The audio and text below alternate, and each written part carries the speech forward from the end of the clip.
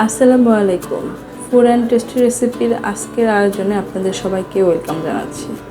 আজকে তৈরি করে দেখাচ্ছি সরষে ইলিশ সবচেয়ে সহজ রেসিপিতে। আসলে ইলিশ তো অনেকভাবেই রান্না করা যায়, কিন্তু ইলিশের সাথে যেন সরষে ইলিশের নামটা যুক্ত হয়ে গিয়েছে। তাই চেষ্টা করছি সবচেয়ে সহজ পদ্ধতিটাই আপনাদের সামনে তুলে ধরতে।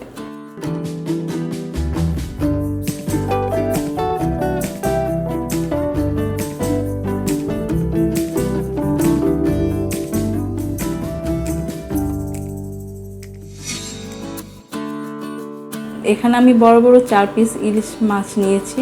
প্রথমেই আমরা মাছগুলো হালকা ভেজে নেওয়ার জন্য হাফ চামচ মরিচের গুঁড়ো, হাফ চামচ হলুদের গুঁড়ো এবং পরিমাণ মতো লবণ দিয়ে মাছটাকে ভালোভাবে মেখে নেব।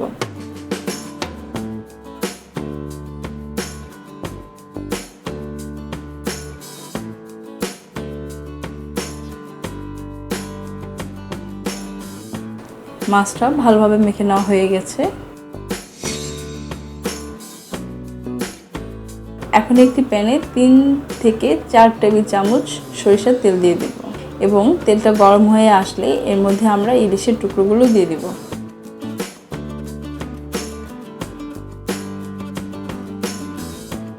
মাছগুলো কিন্তু আমরা খুবই হালকাভাবে ভেজে নেব এবং খুব সাবধানে মাছগুলো আমাদের নাড়াচাড়া করতে হবে যেন মাছগুলো ভেঙে না যায়।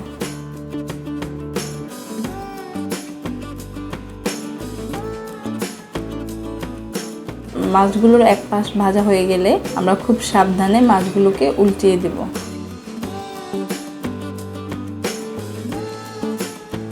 মাছগুলো ভাজা হয়ে গেছে, এখন আমরা মাছগুলো একটি প্লেটে তুলে রাখব। মাছ ভাজা সেই তেলের মধ্যে আমরা আরও হাফ কাপ তেল দিয়ে দিব এবং দিয়ে দিব 1 কাপ পেঁয়াজ কুচি আর 4-5টা কাঁচামরিচ মাঝখানে কেটে নেওয়া দিয়ে পেঁয়াজগুলো ভালোভাবে আমরা বাদামি রং করে ভেজে নেব।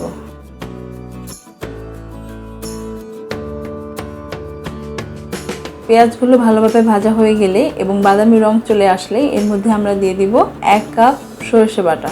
সরষে বাটাগুলো আমরা পেঁয়াজের সাথে ভালোভাবে ভেজে নেব।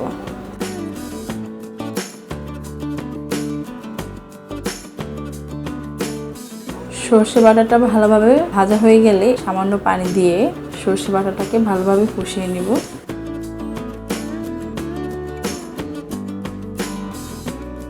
সরষে বাটাটা ভালোভাবে ভাজা হয়ে গেলে এর মধ্যে আমরা দিয়ে দেব হাফ টেবিল চামচ লবণ। লবণটা দিয়ে একটু নেড়ে নেব।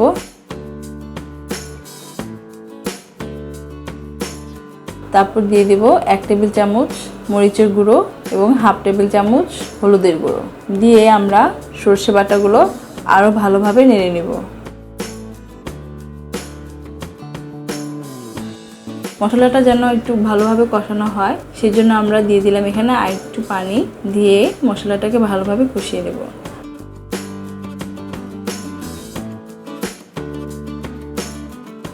সরষে বাটাটা ভালোভাবে কষানো হয়ে গেছে, এখন এর মধ্যে আমরা দিয়ে দেব 2 কাপ পানি।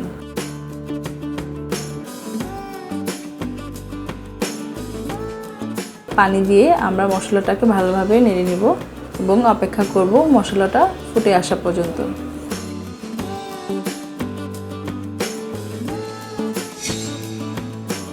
মশলাটা ফুটে এসেছে, এখন আমরা এর মধ্যে দিয়ে দেব সেই হালকা ভেজে রাখা মাছগুলো।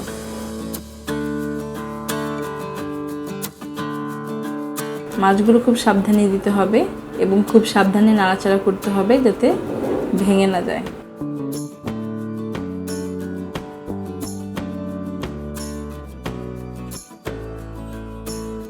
এখন 7-8 মিনিটের মতো আমরা ঢেকে দিব এবং মাছগুলো যেন ভালোভাবে সিদ্ধ হয়ে যায় এবং ভেতরে মশলাটা খুব ভালোভাবে ঢুকে যায়।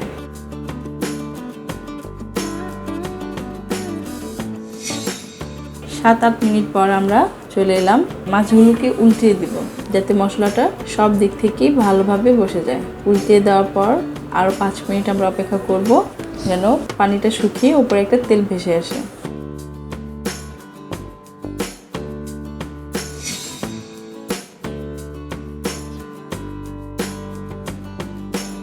দেখুন পানিটা একদম শুকিয়ে গেছে এবং উপরে তেলও ভেসে উঠেছে, তার মানে বুঝতে হবে তৈরি হয়ে গেল আমাদের আজকের রেসিপি সরষে ইলিশ। এখন আমরা একটি প্লেটে ঢেলে নেব।